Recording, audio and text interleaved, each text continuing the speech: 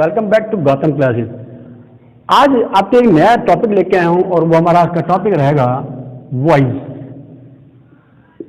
Voice voice का मतलब सामान्य रूप से हम जानते हैं वॉइस का मतलब होता है आवाज, लेकिन इस आवाज से यहां हमारा कोई मतलब नहीं है। तो यहां वॉइस क्या है? तो देखिए, हिंदी में हमारे पास एक टर्म होती है जिसे हम बोलते हैं वाच्य।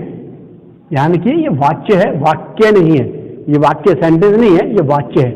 अब ये वाच्य या वॉइस क्या होता है और किस तरह से हमें काम आने वाला है, इसको हम आज के चैप्टर में पढ़ने वाले हैं। आप पेशेंस रखिएगा, वीडियो थोड़ा लंबा होगा, आप वीडियो को एंड तक देखिए। जो बिगिनर्स हैं, जो स्टार्टर्स हैं, जिन्हें अभी तक और इंग्लिश को लेकर के प्रॉब्लम है, तो वो इसको पूरा देखें। आपकी जो पैसिव वॉइस से रिलेटेड जो समस्या है वो दूर होंगी। हाँ, ये मैं आपको बता दूं कि पैसिव वॉइस का सिर्फ ये एक वीडियो नहीं होगा, इसके बाद में और भी कुछ वीडियोज आएंगे, तो आप सभी वीडियोज को देखिएगा, आपकी सभी प्रॉब्लम्स दूर हो जाएंगे। तो देखिए, वॉइस क्या है। हम जनरली जब कोई बात कहते हैं तो उसको कहने के हमारे पास दो तरीके होते हैं। कैसे? जरा देखिए, एक बार एग्जाम्पल मैं आपके लिए लिखता हूं। मान लीजिए मैंने कहा राम पुस्तक पढ़ता है।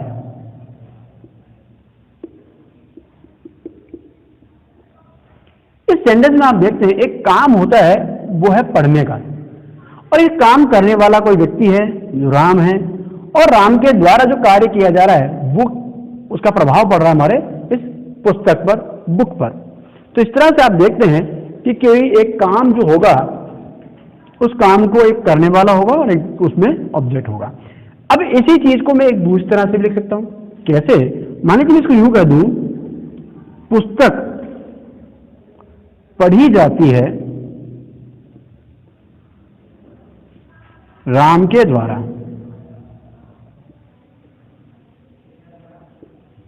आप देखिए, यहां भी वही काम हो रहा है, पढ़े जाने का।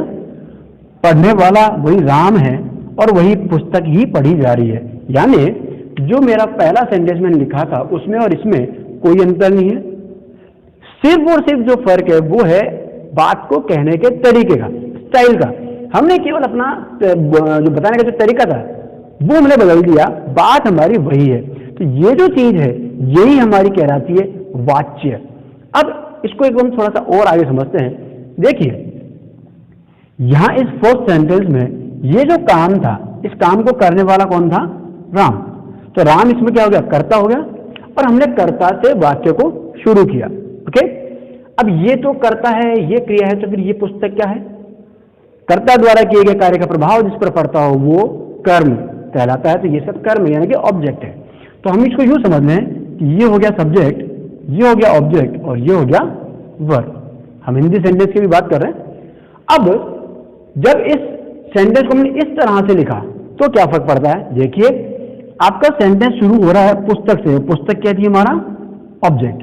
ऑब्जेक्ट से हमने शुरू कर दिया, पढ़ी जाती है, ये हमारी क्रिया है, और राम के द्वारा, तो ये हमारा हो गया कर्ता यानी कि सब्जेक्ट।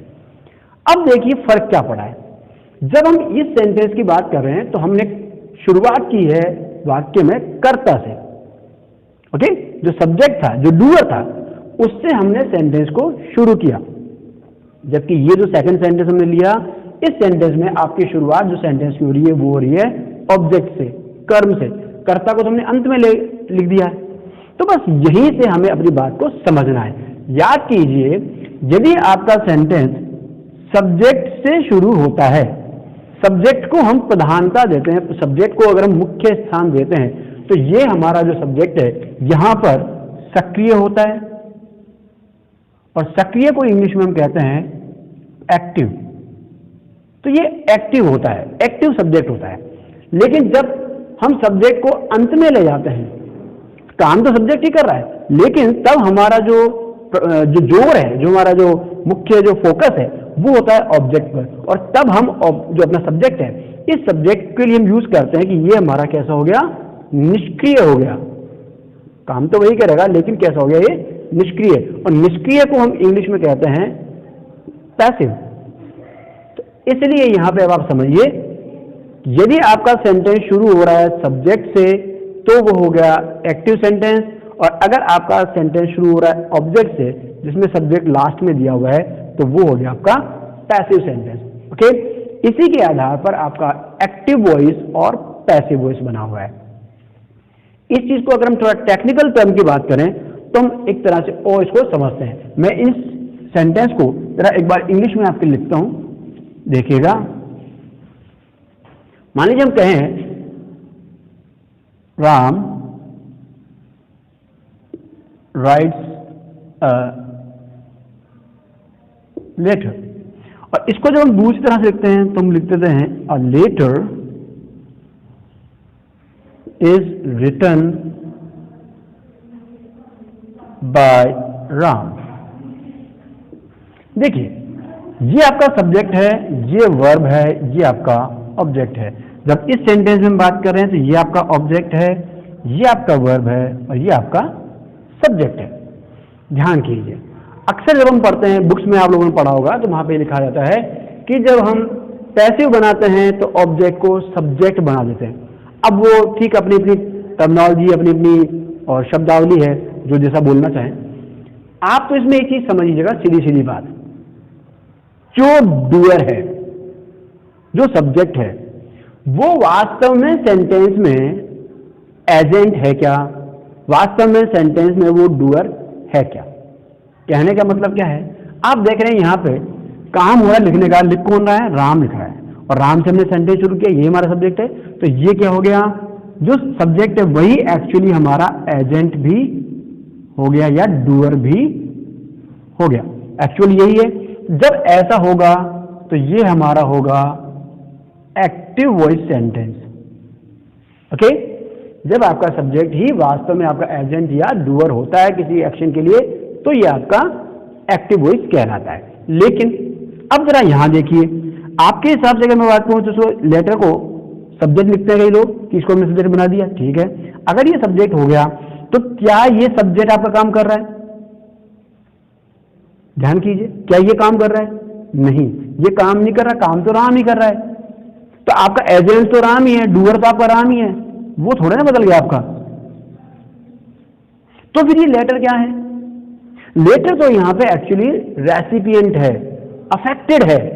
ध्यान कीजिए, ये क्या है? यहां रेसिपिएंट है या अफेक्टेड है। काम जो हो रहा है उस काम का प्रभाव इस पर पड़ रहा है, ये उस कार्य को ग्रहण कर रहा है, इसलिए ये रेसिपिएंट है, अफेक्टेड है। तो जब ऐसा हो कि सेंटेंस की शुरुआत एजेंट या डूअर के बजाय रेसिपिएंट या अफेक्टेड से हो रही हो, तो वो हमारा होता है passive voice. Is it clear now? I think ये चीज समझ में आई होगी। क्योंकि अच्छा, ये चीज हमें क्यों पढ़नी पड़ रही है, हम क्यों ऐसा जाने? तो देखिए, आजकल जो कंपटीशन लेवल के जो क्वेश्चंस हैं, उनमें ये नहीं कहा जा रहा है कि आप इस सेंटेंस को एक्टिव से पैसिव में बनाइए या पैसिव से एक्टिव में बनाइए, वो ऐसा नहीं कहते हैं। आजकल सिर्फ आपसे इतना कहते हैं, transform the sentence, transform the voice of the sentence. इस तरह से आपको सेंटेंस में वो क्वेश्चन पूछते हैं। अब हमें पहले पता तो लगे कि जो हम करने वाले हैं, जिस सेंटेंस को हम ट्रांसफॉर्म करने वाले हैं, वो एक्टिव में है कि पैसिव में। तो इसलिए हमें ये जानना जरूरी है। तो अब हमने ये जाना कि हमारा सेंटेंस एक्टिव में तो कौन सा होगा और पैसिव में कौन सा होगा। ये तो हमने इस तरह से जाना। एक दूसरा तरीका और भी है जो कि ग्रामेटिकल है, पूरी तरह से ग्रामेटिकल है। क्या है? देखिए, जब हम एक्टिव वॉइस की बात करते हैं तो एक्टिव वॉइस में जो वर्ब वाला पार्ट है, ये आपके टेंस के अकॉर्डिंग दिया हुआ होता है। यानी आपने जो भी टेंसेस पढ़े हैं, उन टेंसेस के according helping verb, man verb, जो उसकी एक टेबल आप सब लोग पढ़ते हैं टेंस चार्ट में, तो बस उसके अकॉर्डिंग आपके वर्ब दी हुई होगी। लेकिन अगर आपका सेंटेंस पैसिव वॉइस में है, तो पैसिव वॉइस के लिए आपका जो वर्ब वाला जो पार्ट है, इसके लिए एक रूट फॉर्म होता है पैसिव वॉइस में, वो होता है बी प्लस मैन वर्ब का थर्ड फॉर्म। तो ये बी प्लस थर्ड फॉर्म के रूप में ही आपको मिलेगा अगर ये पैसिव वॉइस होगा। ध्यान कीजिए, एक्टिव वॉइस में कहीं भी आपको बी के साथ में थर्ड फॉर्म नहीं मिल रहा है, लेकिन यहां आपको बी के साथ में थर्ड फॉर्म जो है मैन वर्ब का, वो जरूर मिलेगा। कोई भी टेंस हो, सभी में आपको इसी तरह से सेंटेंस मिलेगा। तो ये देखिए, आपने अभी तक समझा कि एक्टिव वॉइस और पैसिव वॉइस, ये जो है हमारे दो टाइप्स होते हैं वॉइस के। एक्टिव और पैसिव में अंतर क्या है? तो मैंने आपको बताया कि अगर हमारा जो सब्जेक्ट है वही वास्तव में एजेंट या डूअर है तो हमारा सेंटेंस एक्टिव वॉइस होगा, लेकिन जिसको हम सब्जेक्ट मान के चल रहे हैं वो एक्चुअली डूअर ना होकर के रेसिपिएंट है, अफेक्टेड है, तो ये हमारा पैसिव वॉइस सेंटेंस होगा। इसको हम पैसिव वॉइस में लेकर चलेंगे। आई थिंक आपको ये सब चीजें समझ में आ गई होंगी। अब हम बढ़ते हैं आगे। देखिए, जब हम बात कर रहे हैं क्वेश्चन के लिए, तो एग्जाम्स में हमें जो क्वेश्चंस पूछे जाते हैं पैसिव वॉइस से रिलेटेड वो किस किस तरह के हो सकते हैं, एक बार हम उसकी जानकारी कर लें ताकि जब हम आगे पढ़ेंगे तो हमें चीज़ों को समझने में आसानी रहेगी। देखिए, जब हम बात करें टाइप्स ऑफ क्वेश्चंस की,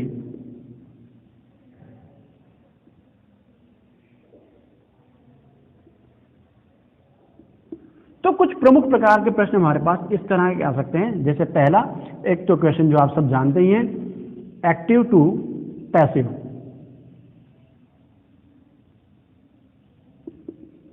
आपको एक एक्टिव सेंटेंस दे दिया जाता है और कहते हैं इसे आप पैसिव वॉइस में चेंज कीजिए। एक क्वेश्चन तो यही होता है। एक आपको होता है सीधा मल्टीपल चॉइस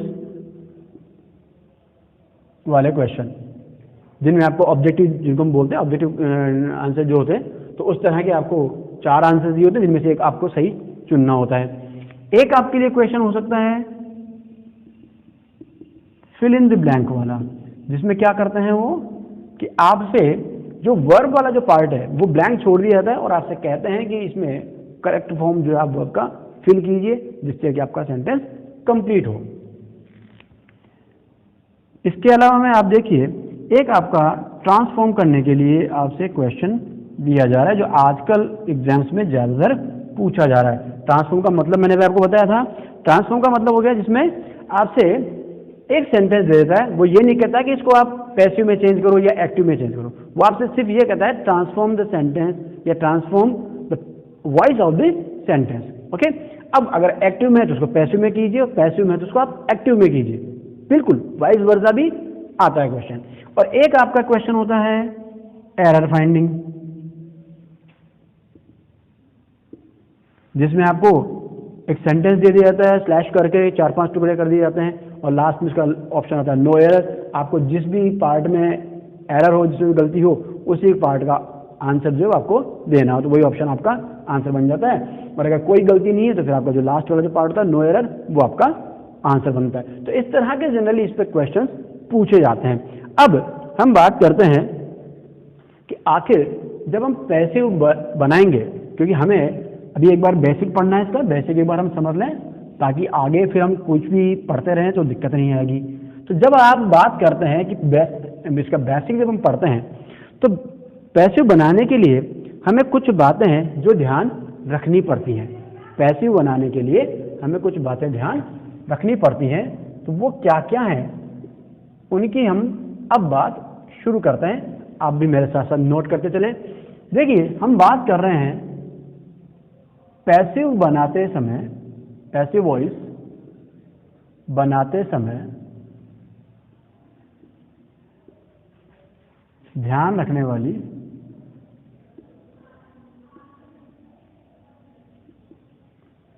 प्रमुख बातें। कौन कौन सी ऐसी बातें हैं जो हमें ध्यान रखनी है? ठीक है, तो चलिए शुरू करते हैं। देखिए, पहली चीज, एक्टिव वॉइस का जो सेंटेंस है, तो इस एक्टिव वॉइस सेंटेंस के ऑब्जेक्ट से वाक्य शुरू करते हैं।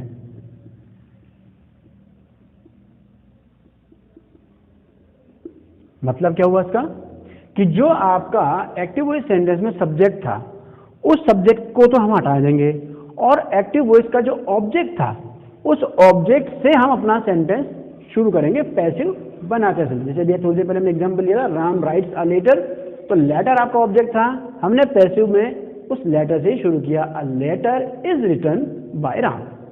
क्लियर है? तो हमें क्या करना होगा, ऑब्जेक्ट से वाक्य को शुरू करना है, पहली चीज। दूसरी बात क्या करेंगे, एक्टिव वॉइस सेंटेंस के सब्जेक्ट को वाक्य के अंत में ले जाते हैं, वाक्य के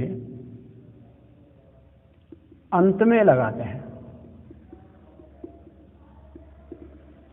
जैसे हमने कहा बाय राम, तो राम लास्ट में चला गया है ना, इस तरह से। सामान्यतः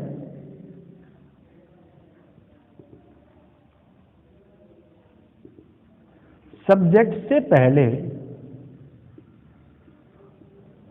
बाय प्रेपोजिशन लगाते हैं। मैंने इसमें सामान्यतः लिखा है क्योंकि कुछ ऐसी परिस्थितियां हैं जहां हम बाय की बजाय कुछ अन्य प्रेपोजिशंस भी यूज करते हैं। वो कौन से मैं बाद में बता दूंगा आपको। अभी हम एक बार बेसिक पढ़ लें थोड़ा सा। तो हमने 3 बातें करी। ऑब्जेक्ट से शुरू करते हैं, सब्जेक्ट को लास्ट में ले जाते हैं और सब्जेक्ट से पहले जनरली बाय यूज करते हैं।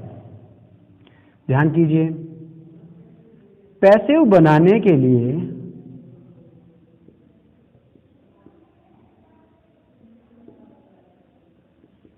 एक्टिव वॉइस के सेंटेंस में मैन वर्ब जो है वो कैसी होनी चाहिए? ट्रांजिटिव होनी चाहिए। अब ये कौन सी नई मुसीबत है? देखिए जरा, जिन लोगों ने मेरे प्रीवियस वीडियोस देखे हैं तो आपने देखा होगा जब मैं types of parts of speech जब मैंने पढ़ाया तो वर्ब में मैंने आपको इस चीज के बारे में बताया था। मैं एक बार आपको फटाफट से रिवाइज करवा देता हूं। देखिए, हमारी जो मैन वर्ब्स हैं, इन मैन वर्ब्स को बेसिकली हम ब्रॉडली 2 पार्ट्स में डिवाइड कर सकते हैं। वो 2 पार्ट कौन कौन से हैं? एक हमारा होता है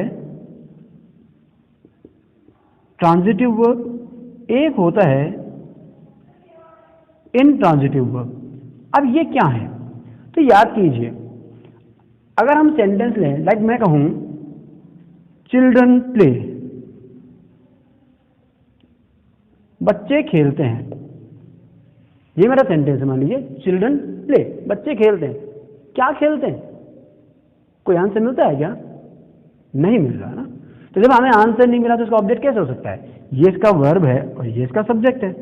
लेकिन अगर मैं इसमें साथ में ऐड कर दूं चिल्ड्रन प्ले फुटबॉल, तब क्या होगा? क्या खेलते हैं? फुटबॉल। तो ये इसका ऑब्जेक्ट मिल जाता है।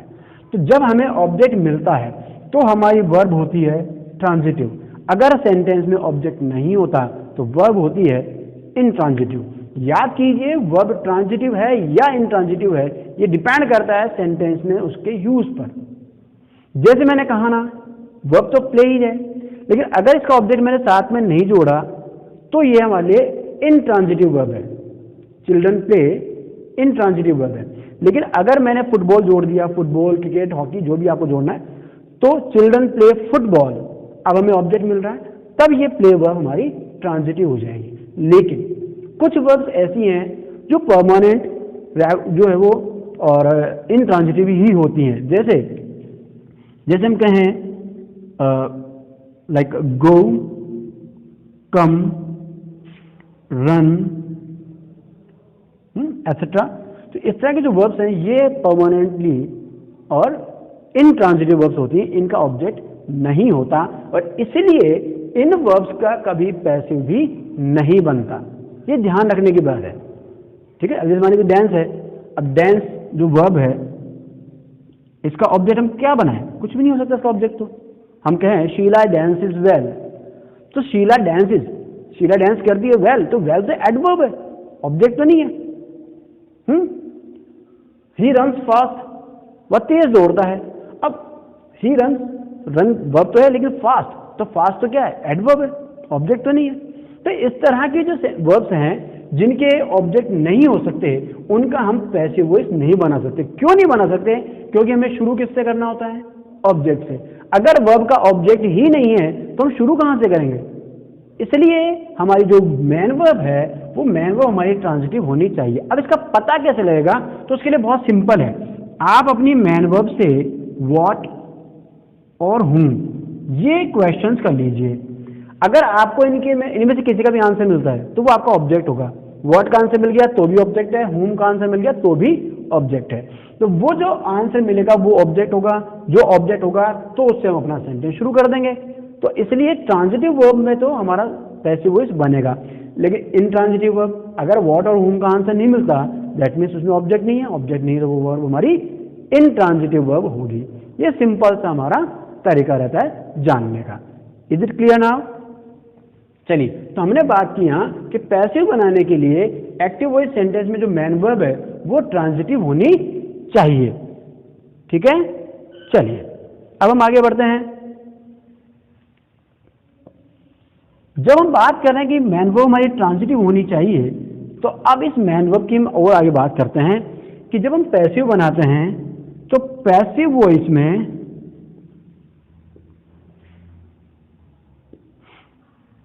सभी टेंसेज में मेन वर्ब हमेशा थर्ड फॉर्म ही काम आएगी। यानी आपका चाहे टेंस कोई सा भी हो, जिसका भी पैसिव आप बना सकते हैं, जिसका भी आप पैसिव बनाएंगे उसमें मेन वर्ब जो है वो हमेशा थर्ड फॉर्म में ही यूज करना है। चाहे कोई सा भी टेंस हो, प्रेजेंट हो, पास्ट हो, फ्यूचर हो, इंडेफिनिट हो, कंटिन्यूअस हो, परफेक्ट हो, जो भी हो, आपको मेन वर्ब हमेशा थर्ड फॉर्म में यूज करना है। फिक्स हो गया। हेल्पिंग वर्ब की जब हम बात करते हैं तो हेल्पिंग वर्ब के लिए बी, याद कीजिएगा, बी का कोई रूप अवश्य आएगा। अभी थोड़ी देर पहले मैंने आपसे एक बात कही थी कि जो हमारा पैसिव वॉइस जो बनता है उसके स्ट्रक्चर की हम बात करते हैं तो उसमें होता है रूट, जो उसका स्ट्रक्चर है वो है बी प्लस थर्ड फॉर्म। तो थर्ड फॉर्म तो ये रहा और बी ये रहा, तो बी प्लस थर्ड फॉर्म ये कंपल्सरी मैंने आपको बताया था। तो ये हेल्पिंग वर्ब के लिए बी किसी न किसी रूप में आपके पास आएगा। कौन सा रूप होगा वो हम थोड़ी देर बाद बात करेंगे। ओके, चलिए अब जरा बात करें कुछ और बातें। तो यहां ध्यान करें आप कि पैसिव वॉइस जब हम बनाते हैं तो पैसिव वॉइस बनाते समय आपका जो फ्यूचर कंटिन्यूअस टेंस है ये तथा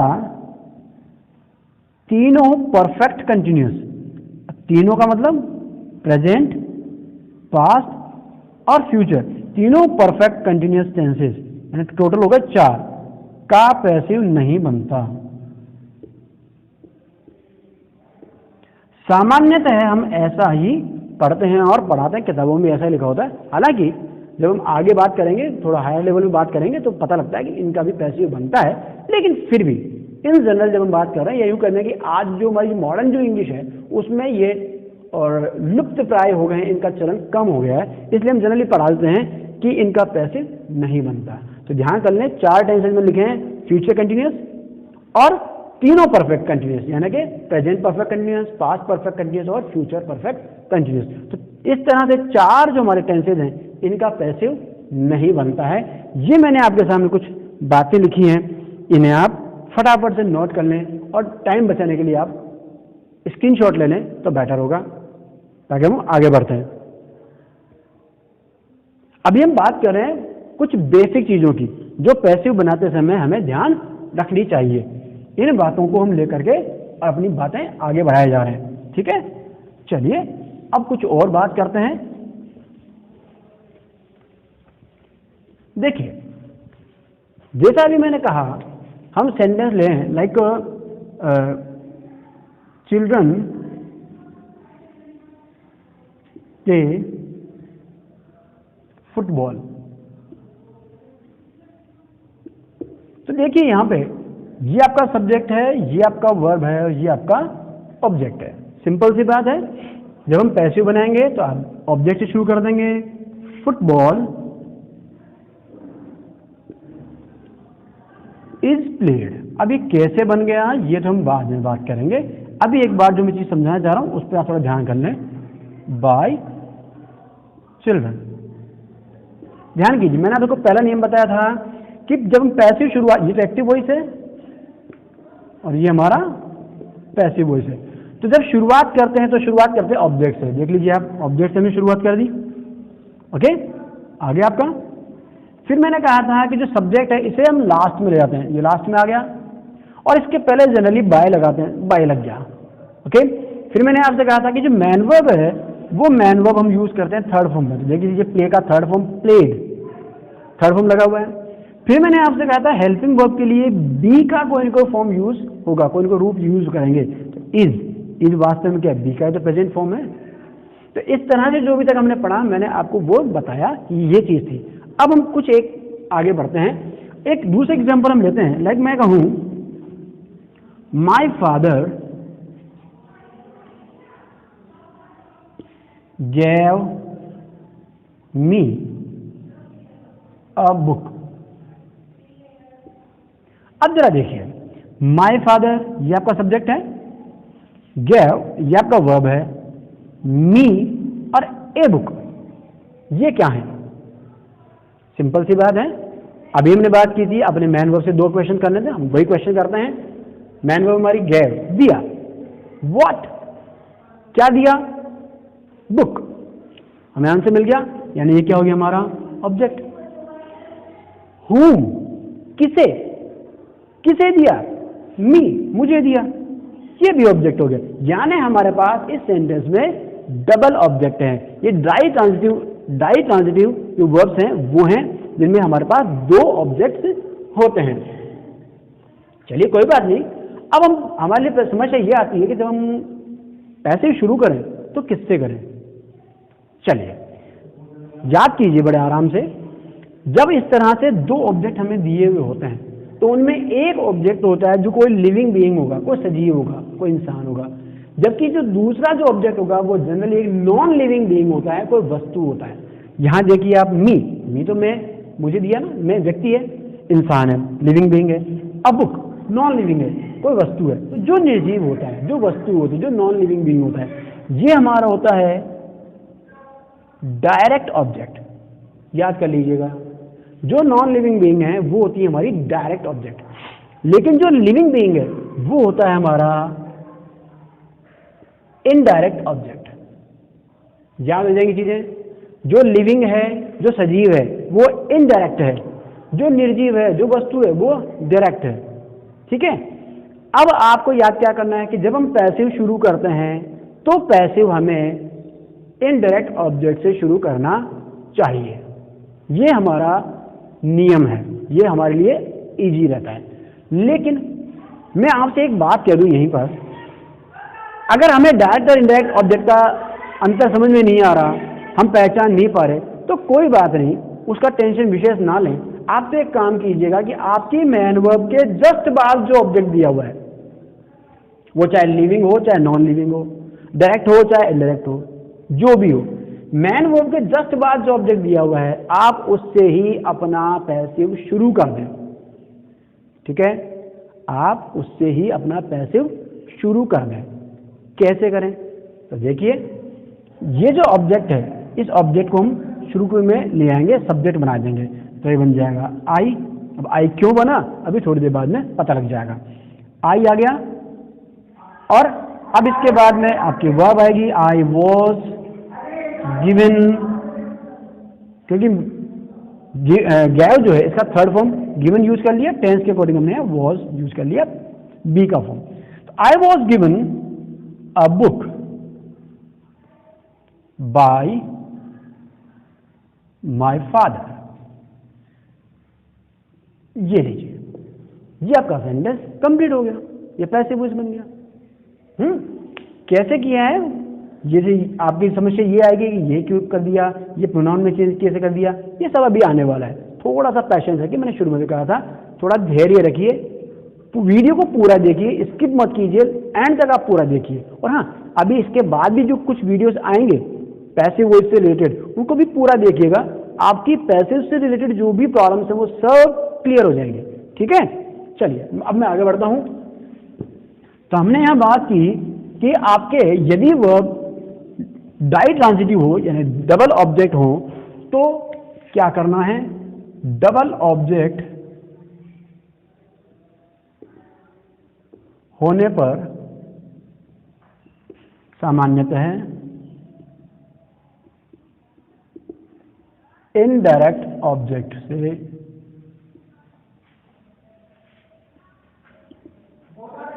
इनडायरेक्ट ऑब्जेक्ट का मतलब क्या हो गया यहाँ पे? लिविंग बीइंग, जो सजीव हैं, तो उनसे हम अपना सेंटेंस शुरू करेंगे।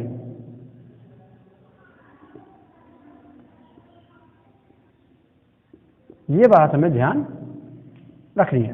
ओके, चलिए, कई बार हमें एक इस तरह के सेंटेंस देखने मिलते हैं, लाइक हम कहें वी ईट राइस, हम कहें दे प्ले क्रिकेट। बहुत हम बोलते हैं we celebrate Diwali every year. देखिए, इस तरह के जो सेंटेंसेज हैं, जब इनको हम इस वी की जगह में, चलिए यहाँ पे दूसरे शब्द लगा देता हूं, पीपल। देखिए, जब इन सेंटेंसेज को हम पैसिव बनाते हैं तो क्या होता है? हम इसको लिखते हैं rice is eaten, cricket is played, Diwali is celebrated every year. देखिए, अभी थोड़ी देर पहले हम बात कर रहे थे कि सब्जेक्ट को एंड में ले जाते हैं बाय के साथ में, लेकिन इन सेंटेंसेस में आप देखिए कहीं नहीं लगा रखा हमने। तीनों सेंटेंसेस में हमने ऐसा नहीं किया। ये वी था, इसको भी छोड़ दिया, दे को छोड़ दिया, पीपल को छोड़ दिया। ऐसा क्यों है? तो ध्यान करें, जब हम अपना काम कर रहे होते हैं, इस तरह के सेंटेंस जब हम बना रहे होते हैं, तो वहां क्या करते हैं कि इस तरह के जो एजेंट्स हैं, जिनका और वर्क क्लियर होता है, जिनके हमें पता होता है कि यही लोग हैं काम करने वाले, या कह दें कि जहां जनरलाइजेशन होता है वहां हम इन चीजों को यूज नहीं करते हैं, और जब पैसिव बनाते हैं तो इन्हें हम हटा देते हैं। यानी पैसिव बनाते समय इन वर्ड्स को दोबारा नहीं लिखा जाएगा, और इनको हम कहते हैं अनइम्पॉर्टेंट सब्जेक्ट। अनइम्पॉर्टेंट सब्जेक्ट कौन कौन से वर्ड्स हैं? तो देखिए, जैसा कि अपन ने देखा है यहाँ पे एग्जांपल्स में, वी है, दे है, पीपल है, ऑल है, समवन या समबडी है, या इस तरह की एजेंसीज जिनका काम क्लियर है, जो पता है कि ये काम वही करेंगे। जैसे मान लीजिए, मैं एक एग्जांपल लिखूंगा आपके लिए। मान लीजिए हम कहें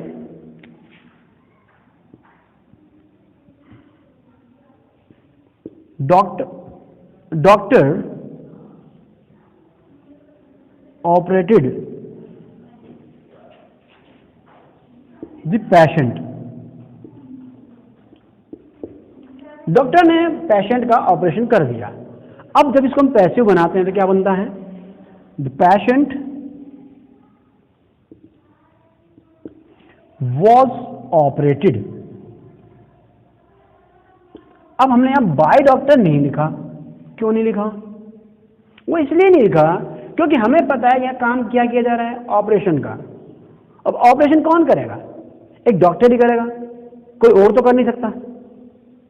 आप और मैं तो नहीं कर सकते ना। तो जो काम फिक्स है, जिसका पता है कि ये काम अमुक व्यक्ति ही करेगा, उसकी जो एजेंसी है उसका क्लियर है कि ये काम वही करने वाले हैं, तो उन्हें हमें दोबारा लिखने की आवश्यकता नहीं है। और इसलिए इनको हम नहीं लिखते, और तब इनको हम कहते हैं अनइम्पॉर्टेंट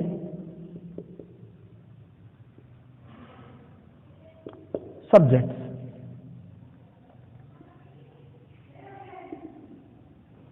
तो ध्यान रखें आप कि इस तरह के जो वर्ड्स हैं जो मैं कुछ तो यहाँ पे लिखे हैं, इनके अलावा मैंने आपको जैसे बता दिया कि वो एजेंसी जो क्लियर हैं, जैसे कि आपको डॉक्टर हो सकता है, पुलिस हो सकता है, स्वीपर हो सकता है, जो जिस काम के लिए फिक्स है वही काम जो वो कर रहे हैं, तो उन्हें हमें लिखने की आवश्यकता नहीं होती है। तो इस तरह के या ऐसा कोई मैटर हो जहाँ ये चीज़ अंडरस्टूड हो कि ये काम किसने किया है, तो उनको हम नहीं लिखते हैं। और इस तरह से हमारे कुछ जो बेसिक जो चीज़ें थी, जो एकदम फंडामेंटल जो चीज़ें थी, वो मैंने आपको भी बताई पैसिव के लिए। पैसिव बनाते समय हमें कौन कौन सी चीज़ें ध्यान रखनी है। अब एक छोटी सी चीज़ मैं आपको बता रहा हूँ और उसी के साथ में फिर आज का जो मेरा वीडियो लेसन है इसको मैं वाइंड अप करूँगा। देखिए, जब हम पैसिव बनाते हैं तो पैसिव बनाते समय हमें कुछ चेंजेस करने होते हैं। वो चेंजेस क्या क्या होते हैं उनकी अब हम बात करते हैं। तो पैसिव बनाते समय पहला जो हमें चेंज करना होता है वो होता है प्रोनाउंस का। ध्यान कीजिए, प्रोनाउंस में चेंज कैसे आ गया। अभी कुछ देर पहले हम बात कर रहे थे कि जो एक्टिव वॉइस में जो सब्जेक्ट होता है उसे हम पैसिव वॉइस में ऑब्जेक्ट की जगह ले जाते हैं, और जो पैसिव वॉइस का जो ऑब्जेक्ट, जो एक्टिव वॉइस का जो ऑब्जेक्ट था उसे हम सब्जेक्ट की जगह ले आते हैं। उन दोनों की हम जगह आपस में बदल देते हैं। अभी हम थोड़ी देर पहले बात की थी ना, तो बस इसी के आधार पर हम बात करेंगे प्रोनाउंस की। ध्यान कीजिए, अगर सब्जेक्ट या ऑब्जेक्ट के लिए कोई नाउन हो तो नाउन में तो कोई चेंज होना नहीं है क्योंकि नाउन की फॉर्म्स नहीं होती है। लेकिन अगर वहां कोई प्रोनाउन होगा तो हमें उसमें चेंज करना पड़ेगा। और वो चेंज कैसे होगा उसी की हम बात कर रहे हैं। तो देखिए, अगर आपको सब्जेक्ट के लिए कोई प्रोनाउन दिया हुआ है उसको हम ऑब्जेक्ट की जगह लेके जाएंगे, या ऑब्जेक्ट के लिए प्रोनाउन दिया हुआ है उसको हम सब्जेक्ट की जगह लेके आएंगे, तो क्या चेंज करना है देखिएगा जरा। आप इसको मोटा मोटा तो सीधा यूं याद कर लीजिए कि अगर आपको कोई सब्जेक्टिव फॉर्म दिया हुआ है तो वो सब्जेक्टिव फॉर्म चेंज हो जाएगा ऑब्जेक्टिव फॉर्म में, और अगर ऑब्जेक्टिव फॉर्म दिया हुआ है तो वो हो जाएगा सब्जेक्टिव फॉर्म में। कैसे? देखिए, आपके पास I, we, you, they, he, she, it, ये मैंने 7 शब्द आपके सामने लिखे। एक्चुअली क्या है, ये सब प्रोनाउंस है, पर्सनल प्रोनाउंस है, और पर्सनल प्रोनाउन में ये सब सब्जेक्टिव फॉर्म वाले और प्रोनाउंस हैं। आप देख लीजिएगा, जब भी हम सेंटेंस में सब्जेक्ट की जगह यूज करते हैं तो इन्हीं में से कोई प्रोनाउन यूज करते हैं। ओके, अब अगर ये मिलते हैं तो हमें इनमें क्या करना पड़ेगा, हम इनको बना देंगे इधर। आई को बना देंगे ऑब्जेक्टिव फॉर्म मी, वी का अस, यू का यू ही रहता है क्योंकि यू का सब्जेक्टिव और ऑब्जेक्टिव दोनों फॉर्म यू ही होते हैं। दे के लिए देम, ही के लिए हिम, शी के लिए हर, और इट के लिए इट, क्योंकि इट का भी सब्जेक्टिव और ऑब्जेक्टिव दोनों फॉर्म इट ही रहते हैं। अब देखिए, आप सब्जेक्टिव फॉर्म दिया तो हमने ऑब्जेक्टिव बना दिया, लेकिन अगर ऑब्जेक्टिव फॉर्म दे दिया जाए तो क्या करें, तो कोई बात नहीं, वाइस वर्सा उल्टे कर दीजिए। ऑब्जेक्टिव फॉर्म दिया है तो उसको सब्जेक्टिव फॉर्म में चेंज कर दीजिए। कैसे? देखिए, मैंने कहा आई गैव हिम अ बुक, ये छोटा सा एग्जांपल लिया मैंने, आई गैव हिम अ बुक। देखिए, ये सब्जेक्टिव फॉर्म है, ये ऑब्जेक्टिव फॉर्म है। अब जब हम पैसिव वॉइस बनाएंगे तो इस ऑब्जेक्ट को शुरू में लेके आना है, हिम, देखिएगा जरा, हिम। अब इस हिम को हम किस में चेंज करें, ही में चेंज कर दीजिए, तो क्या बन जाएगा, he was given a book by. अब बाय के बाद में सब्जेक्ट लगाना है, सब्जेक्ट कौन है, आई है, तो आई को किस में चेंज कर दें, आई दिया हुआ है तो भी में चेंज हो जाएगा बाय। सिंपल है ना, कोई दिक्कत तो नहीं है।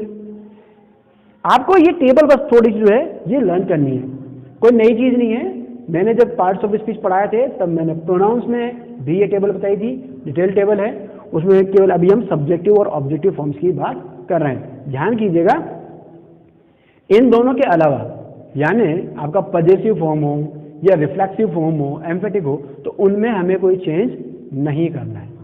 केवल सब्जेक्टिव को ऑब्जेक्टिव में, ऑब्जेक्टिव को सब्जेक्टिव में, यही हमें ध्यान रखना है। तो ये आई थिंक समझ में आ गया होगा प्रोनाउंस में चेंज। ओके, आप स्क्रीनशॉट ले लें। चलिए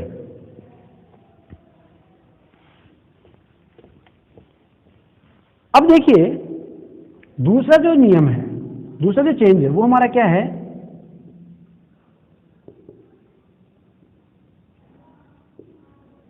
हेल्पिंग वर्ब में चेंज। अब ये हेल्पिंग वर्ब में चेंज कहाँ है, ये कोई किताबों में लिखा हुआ भी नहीं है। फिर एक बार देखिए आप इसको फटाफट से। मान लीजिए हम एग्जांपल लें, I am writing a letter. Okay, आपका सब्जेक्ट आई है, ये आपका वर्ब है और ये आपका ऑब्जेक्ट है। हमने पैसिव बनाना है, ऑब्जेक्ट से हमने शुरू कर दिया, अ लेटर। ओके, अब अ लेटर जो हमने लिखा ये आपका ऑब्जेक्ट है। लेटर से आपने अपना सेंटेंस शुरू कर दिया। जब लेटर से आपने अपना सेंटेंस शुरू कर लिया तो इसके बाद क्या होगा, अब जरा देखते हैं।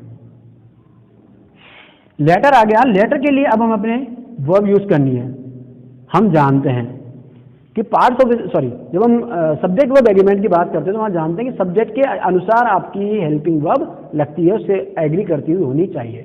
जब आप पैसिव बना रहे हैं तो पैसिव में आपकी वर्ब इस ऑब्जेक्ट से एग्री करती हुई होनी चाहिए। यानी यहां अब आप एम यूज नहीं कर सकते। आप अगर यहां एम लगाते तो गलत होगा, हमें लगाना पड़ेगा इज। इज क्यों लगाया, क्योंकि लेटर के अकॉर्डिंग हमें वर्ब लगाना है। तो a letter is being written by और आई का मी। अभी जो मैं बात की थी प्रोनाउंस में चेंज, तो ध्यान कर लीजिएगा। अब ये बीइंग कहां से आ गया, रिटर्न कहां से आ गया, वो सब बाद में देख लेंगे अपन। रिटर्न तो सीधी सी बात है, मैन वर्ब का हमेशा थर्ड फॉर्म यूज होता है और इसके लिए मैंने बताया था बी का कोई ना कोई एक फॉर्म लगता है। कैसे लगता है वो सब चीज मैं आपको याद करवाऊंगा। तो यहां पे हो जाएगा a letter is being written. ये इज क्यों आया, क्योंकि अब आपकी जो हेल्पिंग वर्ब है वो इस ऑब्जेक्ट से एग्री करती हुई होनी चाहिए। तो यही हमें यहां नियम ध्यान रखना है कि पैसिव वॉइस में हेल्पिंग वर्ब अपने ऑब्जेक्ट के अनुसार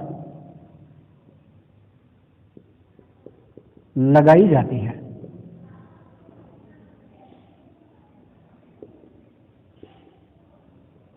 ओके, एग्जाम्पल आपके सामने है। और अब इसमें एक तीसरा चेंज है, वो है टेंस में चेंज। अब आप में से कई कहेंगे टेंस में चेंज, टेंस का चेंज यहां कहां से आ गया। ध्यान कीजिए, एक छोटी सी बात याद करनी है कि पैसिव बनाते समय